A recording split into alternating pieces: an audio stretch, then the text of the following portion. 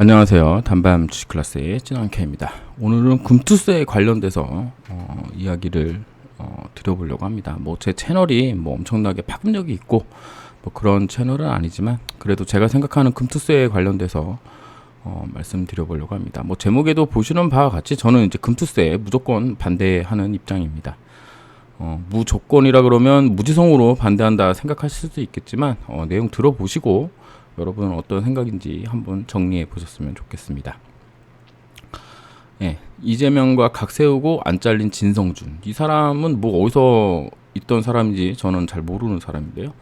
금투세 도입 진정성 봐달라. 예, 얘네가 언제부터 정치권이 진정성이 있었는지 저는 조금 의심이 가는데 뭐 들어가기 전에 이제 몇 가지 말씀을 드리면 우리나라는 과거 뭐 조선시대, 고려시대 뭐 요때까지 이제 거슬러 올라가면 항상 이제 모든 나라가 그렇겠지만 두 개의 어떤 의견으로 나눠져서 정치가 진행됩니다. 그런데 사실은 이게 정치라는 게 그 국민의 생활과 그 다음에 국가의 이익 이거에 이제 맞춰져서 정치가 진행이 돼야 됩니다. 그래서 상대방이 이제 우리나라는 대부분 두 개의 그 큰 정치당이 있잖아요. 뭐 국힘이 있고 뭐 민주당이 있고 뭐 그 전에는 뭐 이름이 많이 바뀌기는 했죠. 그런 식으로 두 개의 정치가 있었고 뭐 옛날로 따지면 뭐 붕당 정치니 뭐 이런 식으로 뭐 어쨌든 항상 큰 거대 두 개의 세력이 정치를 했었는데 두 개가 항상 국민의 어떤 생활에 이득이 된다거나 국가에 이득이 되는 거와는 상관없이 본인들만의 어떤 그 세력에 누가 되지 않게 혹은 세력의 이익이 되는 쪽으로만 주장을 펼쳐서 문제가 됐던 게 되게 많습니다. 그러니까는 반대를 위한 반대를 하는 경우가 되게 많았다는 거죠. 뭐 최근이라기도 그렇지만 우리가 임진왜란 관련돼서 생각을 해봐도 첩자를 2명을 보냈죠. 각각 다른 정파에 있던 애들 2명을 보내가지고 한 명이 우리 지금 군사 대비를 해야 된다 그랬더니 뭐야 이 새끼 군사 대비한다고? 안 해도 됩니다. 이래가지고는 문제가 생겼죠. 이런 식으로 똑같은 정보를 가지고도 상대방이 어떤 의견을 내면 그 반대 의견을 내는 게 이게 이상하게 우리나라는 꼭 그렇더라고요. 그러니까 본인들의 이득만이 중요하지 국민의 뭐 그런 거라든가 뭐 국가의 이익이라든가 이런 거는 잘 생각하진 않죠. 하지만 항상 뭐 우리가 이제 경부고속도로 했을 때를 생각해 본다면 박정희 대통령에 대한 여러 가지 평가가 있지만 이분이 어쨌든 경부고속도로 낸다 그럴 때 우리 김영삼 아저씨랑 김대중 아저씨랑 공사 현장에 들어놓고 차 못 가게 막고 했었던 게 있습니다. 하지만 결국엔 밀어붙여서 경부고속도로가 건설됐고 이제 그 경제가 발전했죠. 그러니까 뭐 김대중, 김영삼 아저씨가 잘못했다는 게 아니라 이런 식으로 항상 뭔가 큰 그림을 그리는 데 있어서 되게 좀 양쪽 다 되게 애매하다는 거죠. 그리고 민주당 같은 경우 김영삼, 김대중 아저씨가 민주주의를 또 많이 성장시킨 또 업적이 있죠. 이 부분 관련돼서는 그 반대쪽에 있는 분들은 뭐 한 게 없잖아요. 얘네는. 그러니까 그런 거 생각해 보면 이런 게 이제 적절하게 조화를 일으켜서 우리나라의 경제도 키우고 민주화도 키웠다. 그리고 지금 세계에서 극찬받는 뭐라 그러죠? 시민의식 이런 거를 우리가 이제 만들 수 있었습니다. 대부분의 정책이 이제 국힘하고 민주당 이렇게 보게 되면 대부분 이제 민주당은 우리 삶에 직접적으로 영향을 미치는 정책을 많이 내는 경우가 많아요. 뭐 최저임금이라든가 뭐 이런 것들 관련돼서는 민주당이 국힘보다는 조금 더 적극적이고 국힘은 어떤 큰 아젠다 같은 거를 한다 그럴까요? 뭐 경부고속도로라든가 뭐 어떤 큰 정책. 그러니까 대부분 이제 위에서 하향식으로 내려오는 거를 많이 만들고 민주당은 밑에서 위로 올라가는 상향식으로 갈 수 있는 정책을 많이 낸다. 저는 이제 이렇게 큰 틀로 이해하고 있습니다. 뭐 이게 이제 틀렸을 수도 있지만 저는 이제 이런 식으로 이해를 하고 있고 그 결과로 지금 우리나라가 뭐 세계 몇 위 안에 드는 뭐 그런 국가가 됐다고 생각을 하는데 지금 금투세 관련돼서도 비슷한 흐름이 되는 게 아닌가 이렇게 생각을 하고 있어요.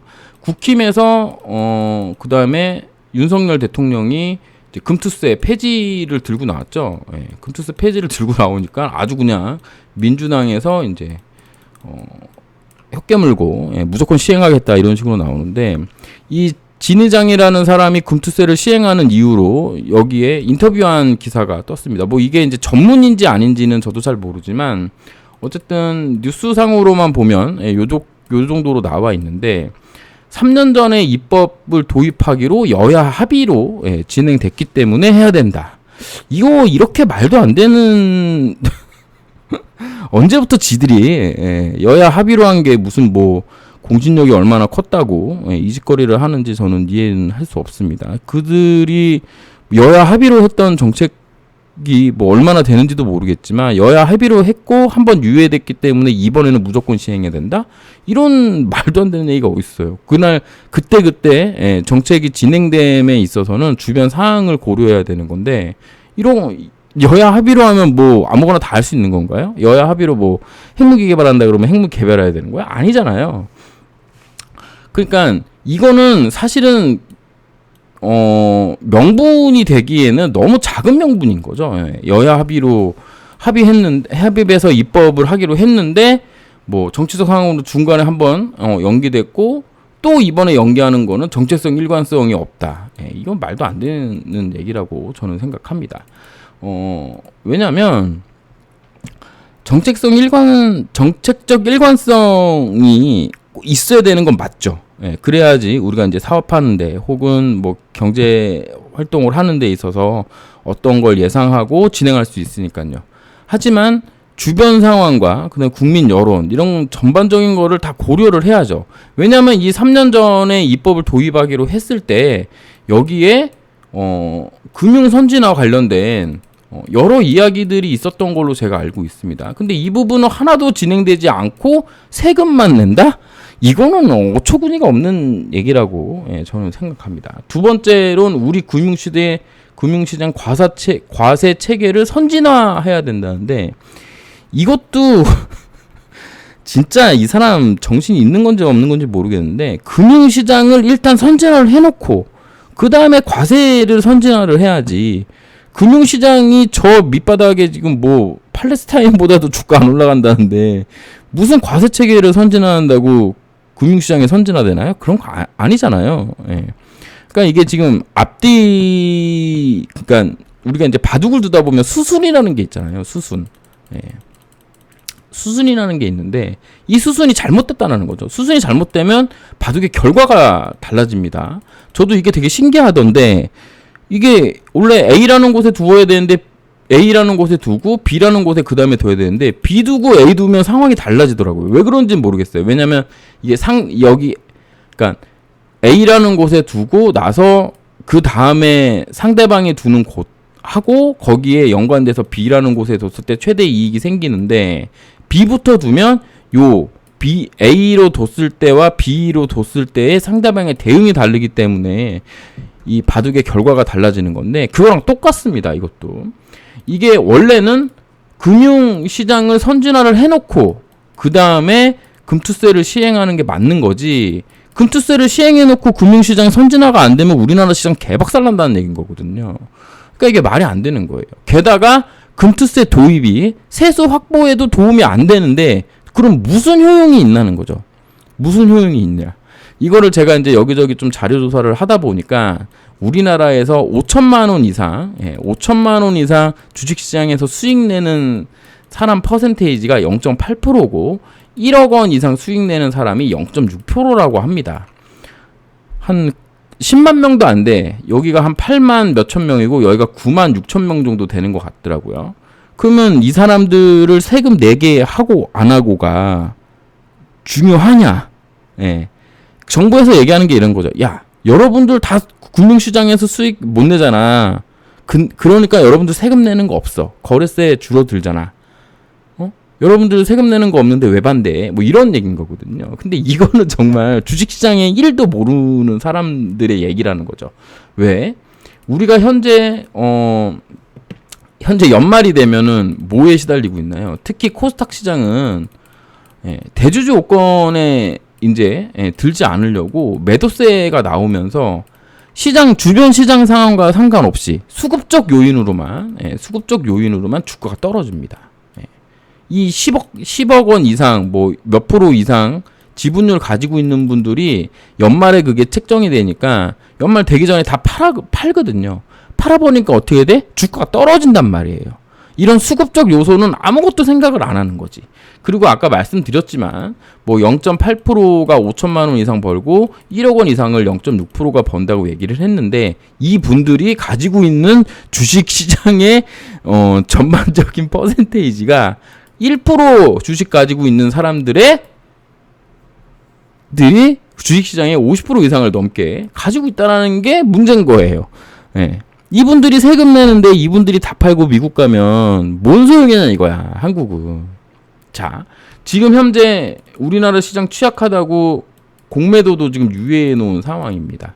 이런 상황에 금융시장을 가지고 있으면서 세금부터 늘린다? 세금부터 올린다? 이건 말도 안 되는 거죠. 말도 안 됩니다. 뭐 투자자라면 알기 쉽게 과세 체계를 단일화하자. 단일화하는 게 중요한 게 아니야 지금. 금융시장 과세 체계를 선진화하는 게 아니라 금융시장을 선진화를 해야 됩니다. 이게 선행되지 않고 금투세를 걷는 건 미친 짓이라고 저는 생각해요. 물론 그 수익 있는 곳에 세금 있다. 당연한 거라고 저는 생각합니다. 당연한 거라고 생각하고 그 우리가 또 국민의 의무에 또 납세의 의무가 있잖아요. 당연히 내야 되는 거죠. 근데 지금까지도 안 냈고 뭐 지금 뭐 손해 나도 세금 걷잖아요. 거래세로. 그 금액 관련된 부분이 다음 페이지에 제가 올려놨나 모르겠죠. 여기 올려놨네요. 증권거래세로 6조 666억 원이 나오는데 이렇게 시행되면은 이렇게 줄어들어요. 지금 현재 세금 부족하고 막 윤석열 정권에서 열심히 돈 많이 쓰셔가지고 지금 세금도 부족하고 그런 상황에 지금 거의 뭐 얼마야 이게 6조 가까이가 없어지는데 이거는 어떻게 메꾸려고 그러는 거야 대체.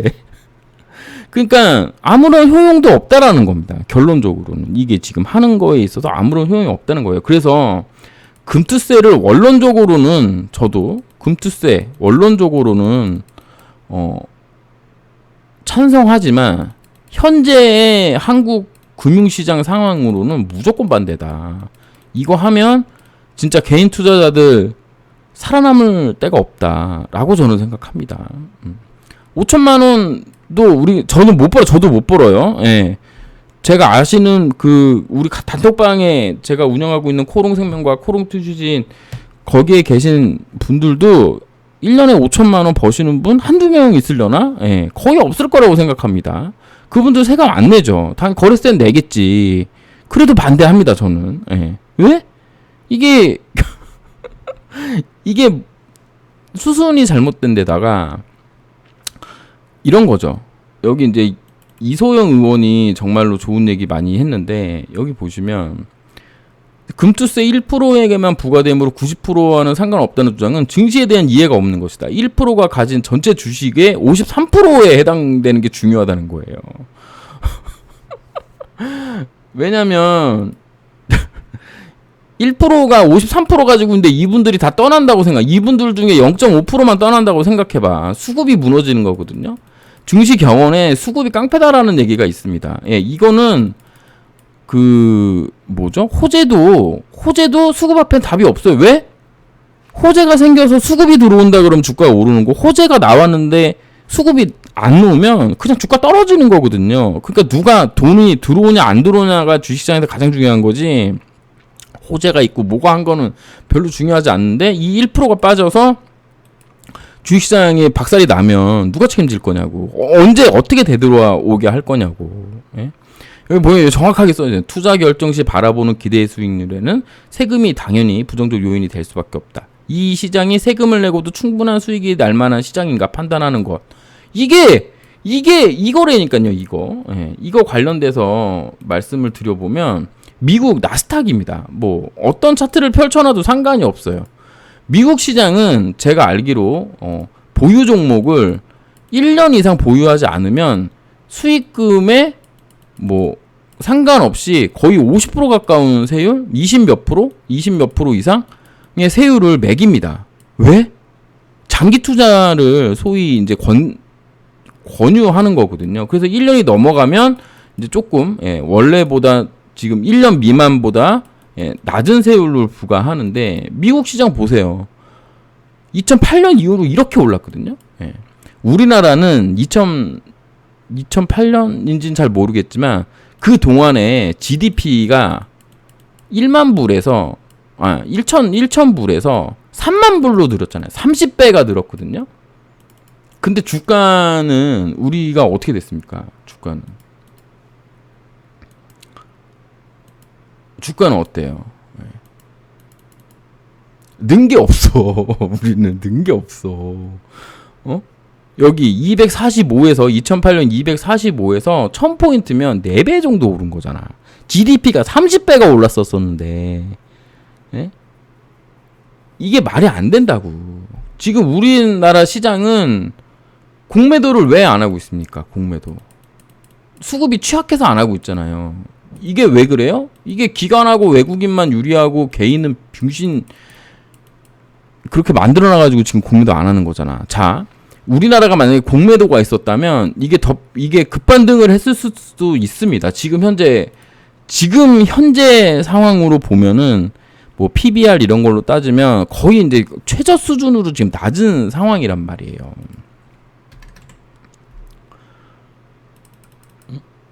그런 상황인데 이게 어떻게 하려고 이러는지 저는 이해할 수가 없습니다. 코스피로 보면은 130일이 뭐 3천까지 갔으니까 이거는 한 30배 오른 건가 그러면? 어처구니가 없습니다, 진짜로.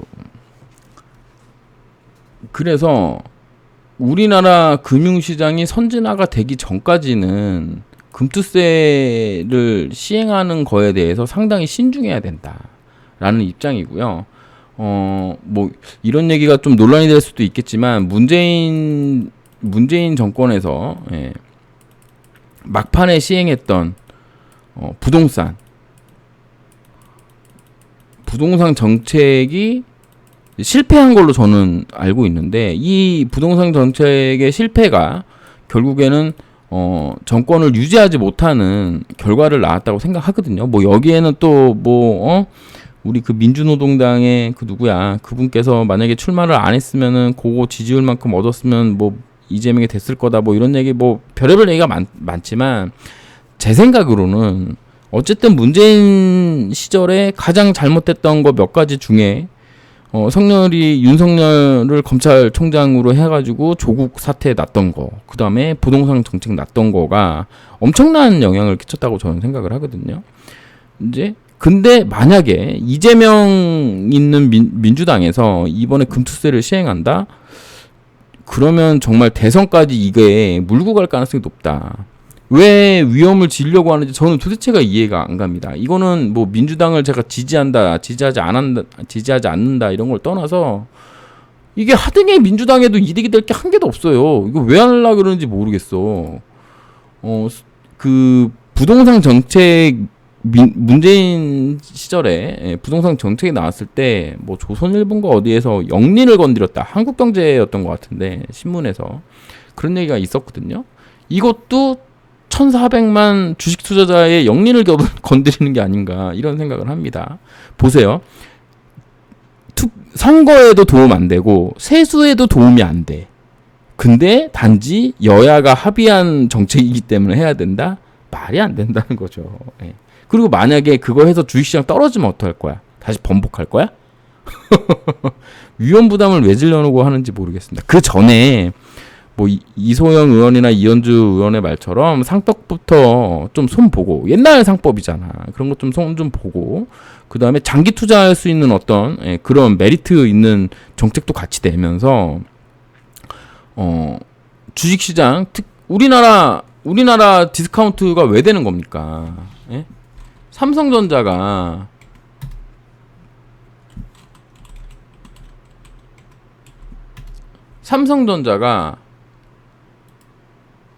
이런 가격에 있을 이유가 없단 말이에요.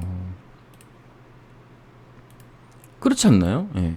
이거보다 더 올라가야 된다고. 이게 지금 384조인데 여러분들도 잘 아시겠지만 얘네가 1년에 내는 수익이나 이런 게 얼마나 큽니까? 근데 이 정도 수준밖에 못 하고 있다는 얘기는, 그리고 이거 말고 LG화학 한번 볼까?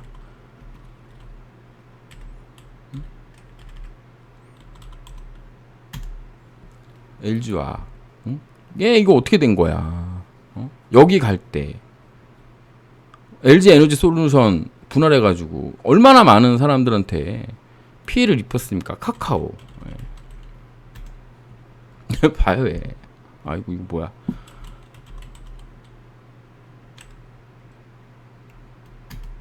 카카오. 뭐 이런 애들 다 분할 성장해가지고 박살내고. 제가 몰랐는데 그 상법에 이사의 책임에 회사의 이익에 도모하도록 이렇게 되어 있다고 하더라고요. 주주의 이익이 아니고. 그러니까 이게 맨날 이사라고 하는 새끼들이 회사 CEO나 회사 그 회장님 말씀만 듣는 거야. 그러니까 뭐 배임이든 이런 소지가 있어도 아무 아랑곳하지 않고 그런 거 하는 거지. 이게 얼마나 뒤처진 겁니까? 최근에 밸류업 한다 그래가지고 은행주들 얼마나 많이 올랐어요. KB, 신한 뭐 이런 애들.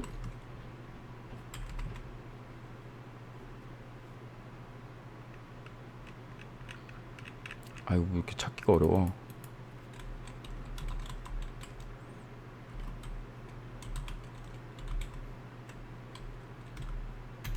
얘네 봐요. 밸류업 한다니까 이거 올라가잖아. 이런 게 필요하다니까요. 밸류업도 하고 상법도 개정하고 해서 주주들에게 이익이 되는 쪽으로 배당도 높이고 현금성 자산 좀 쌓아놓지 좀 말고 어디다 투자를 하던가 그 돈 가지고 그런 식으로 돼서 우리나라의 전체적인 어떤 체력, 금융시장의 체력을 올려놔야지. 예전에는 막 홍콩이나 싱가포르처럼 금융의 허브 만든다 막 이런 얘기도 했었었는데 지금은 다 어디 가고 아주 후진적인 방법으로 뭔가 하려고 하면서 금투세를 왜 하냐고. 예. 물론 금투세 하는 거에 찬성하시는 분들은 제 이야기가 이런 병신 제대로 알지도 못한 뭐 이런 얘기 할 수도 있습니다. 하지만 제 생각은 그래요. 예. 이게 수순이 안 맞으면 결과가 달라진다. 그러니까 수순을 맞게 하자. 뭐 이거 안 한다고 당장 우리나라가 망합니까? 아니잖아요. 이거보다 더 급한 문제들이 얼마나 많아요. 근데 괜히 이거 가지고 왜 주식 투자하는 사람들 골치 아프게 하냐고. 안 그래요, 여러분들? 우리나라가 팔레스타인 지금 전쟁 중에 팔레스타인보다도 더 많이 떨어졌대. 이게 말이 되냐고. 아니잖아요. 최소한 미국, 대만 정도는 쫓아가줘야지. 아닌가? 제가 좀 잘못된 생각인가요? 네. 어쨌든 저는 무조건 반대합니다. 그리고 만약에 이게 진짜 시행돼서 잘 될 수도 있죠. 뭐 결과를 저는 예상할 수는 없으니까. 근데 만약에 금투세 시행과 동시에 뭐 여러 가지 어떤 상황들이 겹치면서 주식시장이 폭락하는 사태가 온다. 그게 비단 금투세 시행 때문이 아니고 뭐 미국의 뭐 경제가 안 좋아진다거나 뭐 어디서 전쟁이 난다거나 하는 이슈 등이 터져서 금융시장이 떨어지는 상황이 오면 무조건 후폭풍으로 민주당 금투세 때문이라고 다 모든 표적이 거기로 갈 거예요. 예. 그런 거를 왜 굳이 하려고 하는지 저는 이해가 안 갑니다.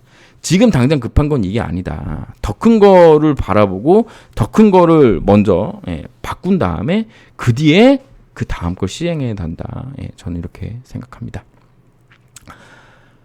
연휴 동안에 할 일이 없어가지고 이것저것 해보고 있는데 뭐 재밌었다면 좋겠고요. 어쨌든 제 생각은 이렇다. 이런 말씀 드리면서 영상 마치도록 하겠습니다. 감사합니다. 찌남 K였습니다.